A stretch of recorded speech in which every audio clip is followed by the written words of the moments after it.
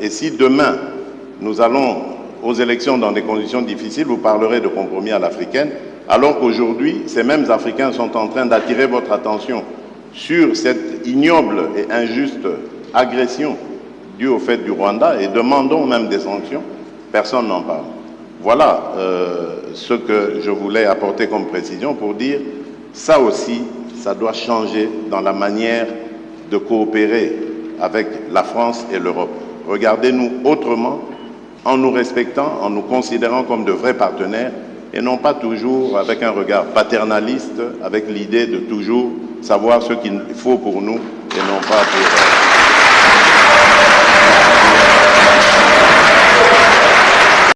Je pense que le président Macron a une réaction. Malgré les vivas, si le président Tshisekedi m'y autorise, je voudrais apporter un commentaire au commentaire. Je m'explique. D'abord, je pense que c'est très bien parce qu'on lève beaucoup de malentendus à travers ce jeu de ping-pong. D'abord, je veux que vous sachiez que quand il y a des problèmes électoraux aux États-Unis d'Amérique ou en France, la presse française en parle. Elle les dénonce, elle l'explique, elle s'en saisit et elle en parle de manière aussi intraitable qu'elle le fait quand elle parle de vous. Donc il n'y a pas de double standard. Ce qui serait inquiétant, c'est si la presse française n'en parlait pas pour vous, mais elle en parle aussi pour nous. Mais pas de compromis. Non, mais elle parle de tout, elle parle de malversation quand il y en a. Elle parle beaucoup plus, elle va beaucoup plus loin, il n'y a pas de sujet. Elle essaie de dire la vérité, c'est le travail d'une presse indépendante. Et donc, il ne faut pas être choqué que la presse, quand elle a écho, quand elle entend des oppositions qui disent qu'il y a des problèmes, vous pose la question. Ce serait un double standard si elle disait « on est en Afrique, donc on ne pose même pas la question, ce n'est pas un sujet ». Non, elle pose la question, mais elle le fait aussi chez nous. Chez nous.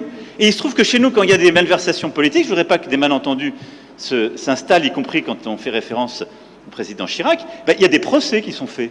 Et les gens sont condamnés, parce qu'il y a une justice indépendante. Donc il y a une presse indépendante et une justice indépendante.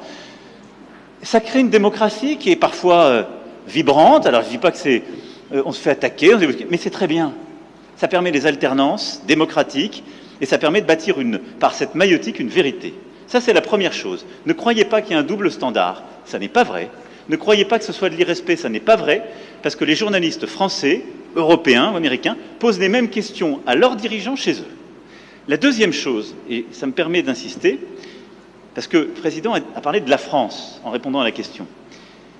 Quand un ou une journaliste française pose une question, ça n'est pas le gouvernement de la France. Et c'est bien comme ça. Mais il ne faut pas tout confondre. Non, parce que, non, mais ce n'est pas une position de la France. Je faisais allusion... Parce qu'il n'y a pas de... Il y en a eu... Je faisais allusion au propos de Le Drian. Lui, il est officiel français. Oui, mais... Le compromis à l'africaine, c'est Le Drian, ce n'est pas la journaliste. C'est exact, mais ce compromis... Mais cette formule, Président...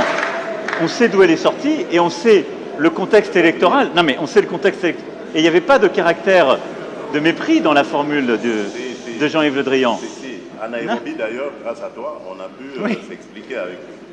Et la France a beaucoup œuvré, vous le savez ô combien, pour qu'il y ait alors une alternance, qui n'aurait pas été à ce moment-là un mécanisme spontané. Je ferme cette parenthèse, mais je voulais faire cette précision. Pardon. Merci, très bel échange.